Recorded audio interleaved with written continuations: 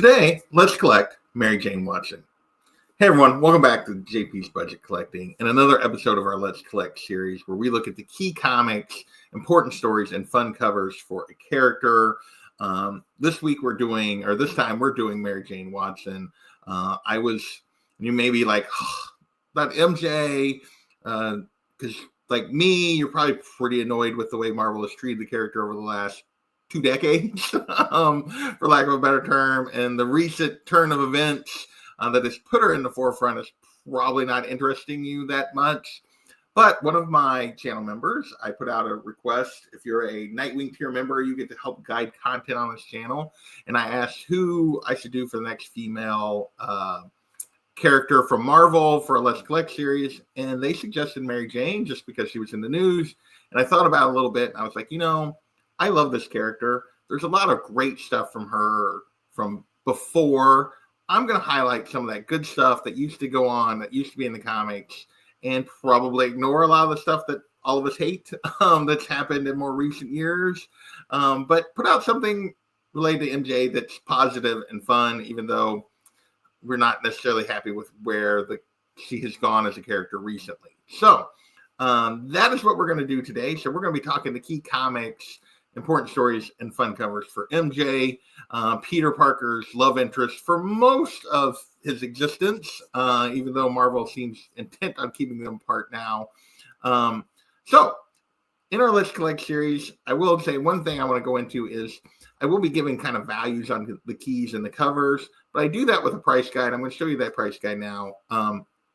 Basically, I put this up there so that you can kind of see ranges at what these values are. So this doesn't become immediately dated because prices are always moving around a little bit. So I kind of give ranges so you can kind of understand how big certain books are, what you can expect to kind of invest. So that's what we're going to do. So with that, we're going to dig into the key comics for Mary Jane Watson. We're going to ignore some of the recent stuff that could be considered keys that I just dislike and I don't think is good storytelling, and focus on some of the keys that you might actually want to collect. So let's get started. First up, we have Amazing Spider-Man Volume 1, number 15, the first mention of Mary Jane. So, yeah, we don't see her. She's inside. We get a silhouette. They're talking about her. Peter's nowhere to be found. So we don't see her, but it's the first time she's mentioned as someone that Aunt May is wanting to introduce him to.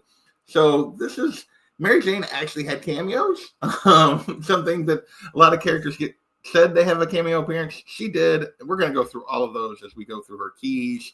Next, we have Amazing Spider-Man number 25. We see Mary Jane talking to Aunt May, only we can't see her face. It is blocked by a houseplant. Although Betty Brandt and Liz Allen see her face and are blown away by how pretty she is, but we don't get to see her. And once again, Pete doesn't get to meet her. Next, we have Amazing Spider-Man number 38 from 1966. Once again, we see her talking to Aunt May. Once again, her face is hidden. And once again, Peter just misses her. So this is her second cameo. So we got to mention, we got 2 cameo appearances. And then finally, in Amazing Spider-Man number 42 from 1966, we get our first full appearance of Mary Jane. We get the famous panel at the end of the book, Face it, Tiger, you just hit the jackpot. And finally, after a couple of years, we get to finally meet Mary Jane, and Peter finally meets Mary Jane. Next, we have Amazing Spider-Man number 43, her second full appearance. They go on a date, and I think CGC and some places that still consider this her first full appearance. I disagree, and most of the collecting community does, as 42 is really more the bigger book, but 43, also a great book because you get second Rhino as well as second MJ. Next, her first cover appearance is Amazing Spider-Man number 59 in 1968, with her dancing on the cover. This is a fabulous cover, and really, as we'll get into later, one of the best covers for her from the entire first volume of Amazing Spider-Man. She's not on very many covers, honestly. Next, we have Amazing Spider-Man number 143. This is the first time. This is MJ and Peter are finally getting together after the death of Gwen. This is the first time they kiss. So kind of if you're a big fan of this relationship, kind of a smaller key, but a good key to get.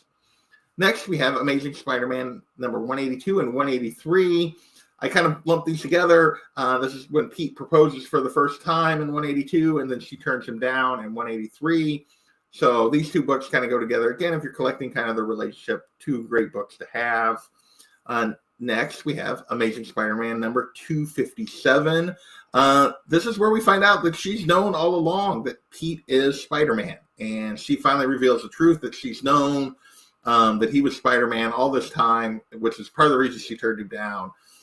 We get that. We follow that up just 2 issues later with we get her origin, or finally some of her background that we didn't know all these years. We get some of her origin in 259. Then in 290, 291, and 292, Pete proposes again. We get more. Mary Jane decides to think about, kind of turns him down, says she's going to think about it. We get the rest of kind of her origin. And then in 292, she actually accepts. You'll notice I put two different values here. 290 and 291 are both the $2 signs, whereas 292 is just one. But yeah, those 3 issues kind of tell that story arc there. And then Amazing Spider-Man Annual number 21 from 1987, The Wedding of Peter Parker and Mary Jane Watson.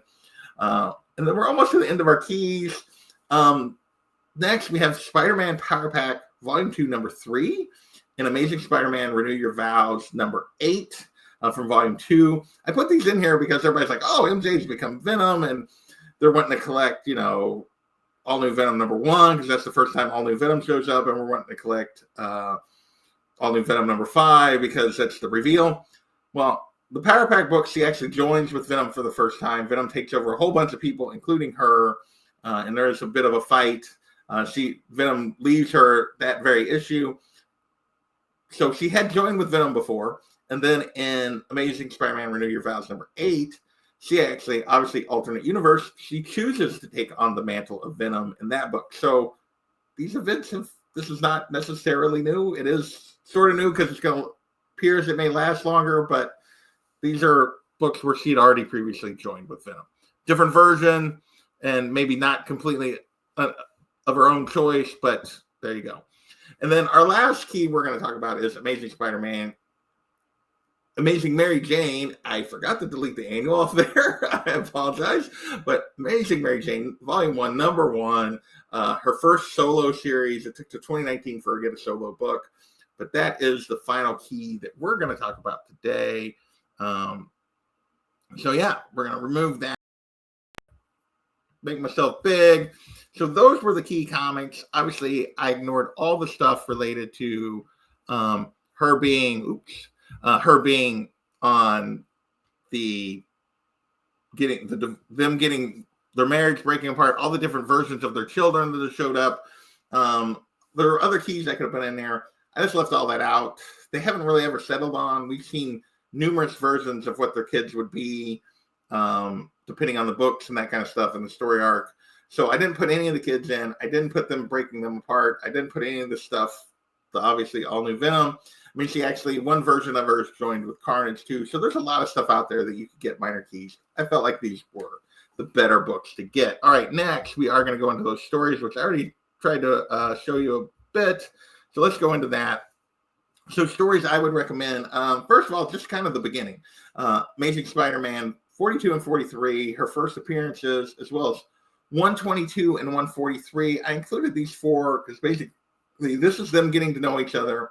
This is her comforting Pete after the death of Gwen, and then kind of the start of their relationship in 143 we talked about. So this is kind of the introduction. If you want to get an idea of where the relationship comes from, how they got started together, these are the kind of the key books from that era. Obviously, there's other stories in there, but these are kind of the key comics within that era that you want to read. Next, we're going to talk about Amazing Spider-Man Annual number 19. This book written by Louise Simonson and with art by Mary Wilshire. Fun and Games is the title of the story. And basically, Mary Jane is the one that helps take down the Spider Slayer. She doesn't actually put on the costume. So from that standpoint, the cover is a little bit misleading. But yeah, she's the hero of this particular tale. And she's the one that helps defeat the villain. So just a great, fun story of her like taking on some responsibility and helping Pete out. A good early story of her being more than just a damsel in distress.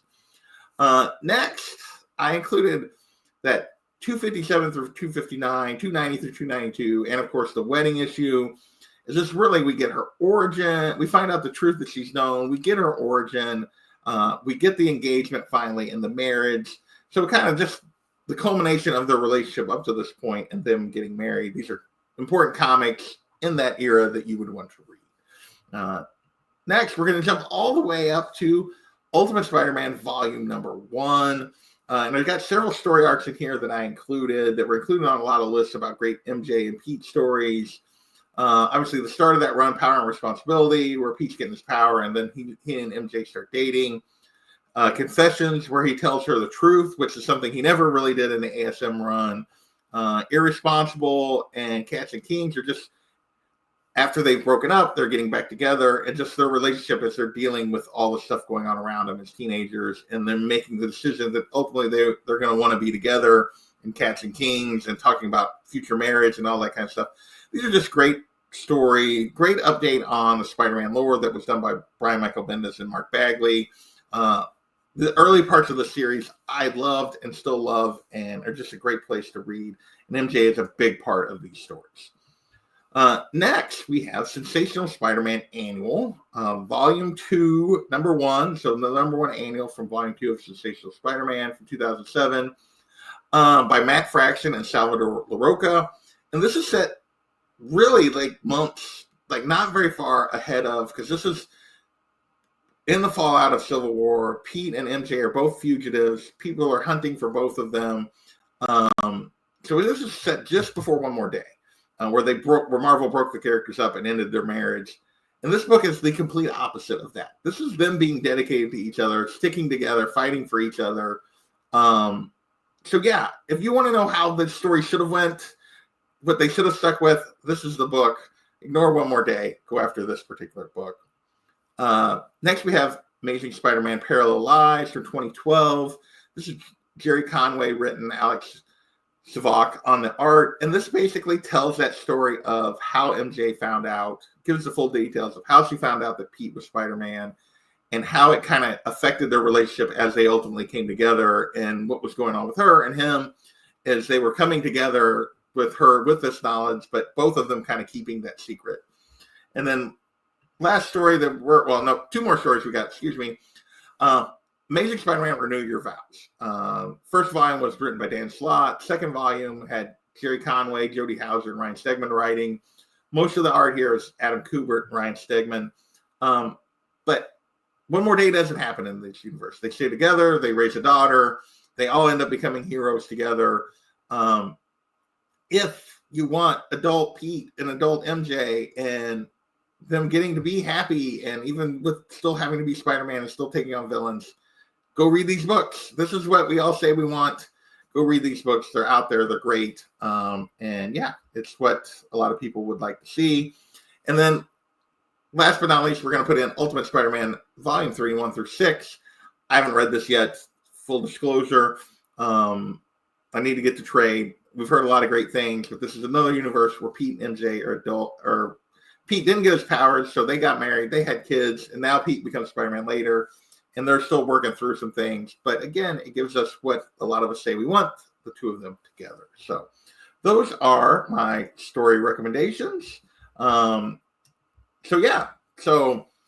those are some of the fun story or important story arcs. Obviously, again, I ignored a lot of the stuff that's happened in recent years that most of us are not happy with. So with that, let's dig into the fun covers for MJ. We're going to pull this up, make this like this. First up, we're going to go back to that Amazing Spider. So I skipped her first cover appearance. I usually try to skip keys when I put the covers in, although I did talk about this book in the stories as well. This is Amazing Spider-Man Annual Volume 1, number 19. Art by John Romita Sr. on this on the cover.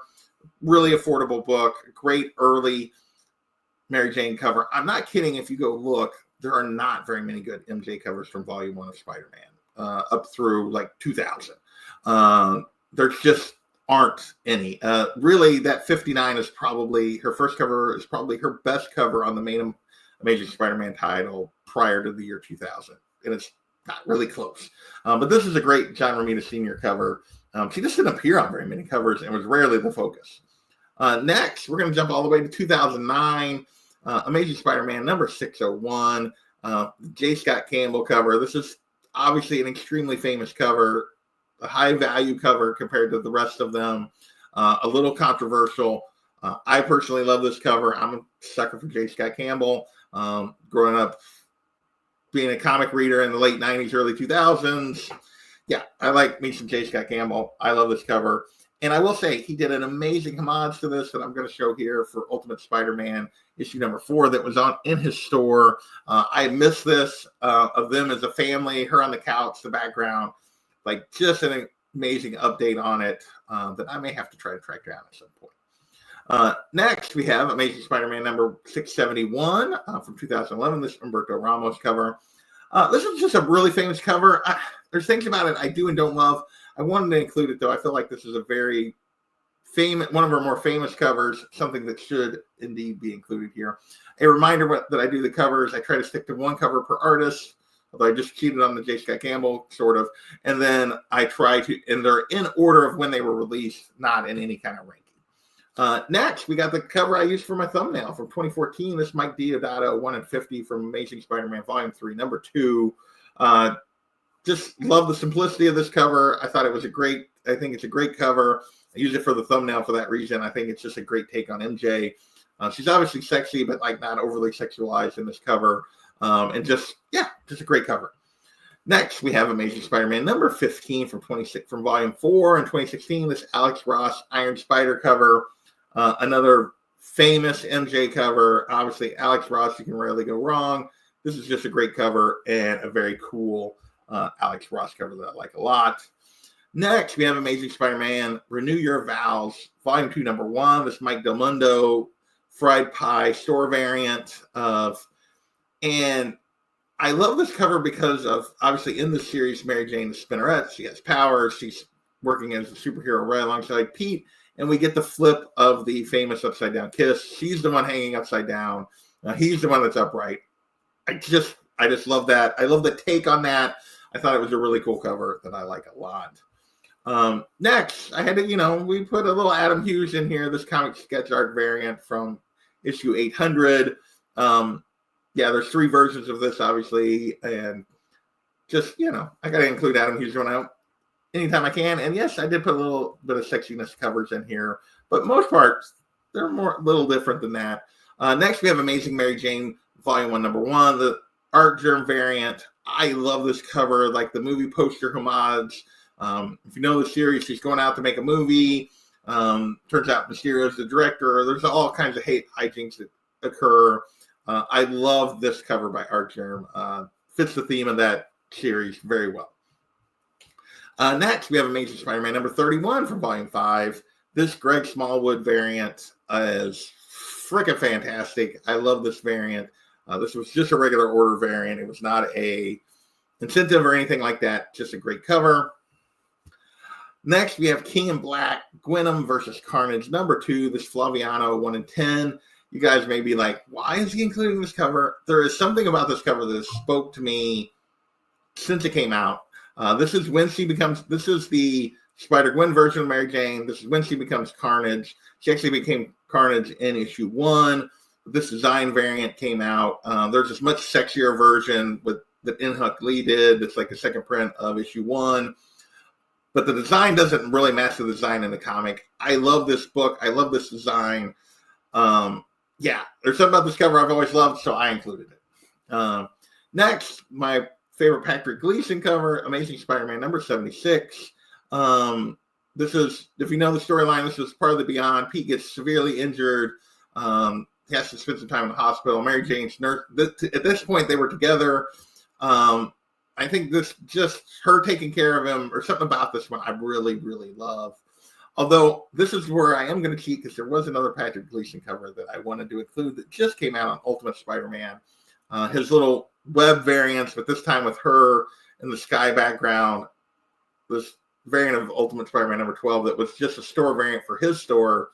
So I did cheat and put 2 Patrick Gleason covers in here. And then Amazing Spider-Man Volume 6, number 4, this Miguel Mercado Comics Illuminati variant. And this is what Marvel...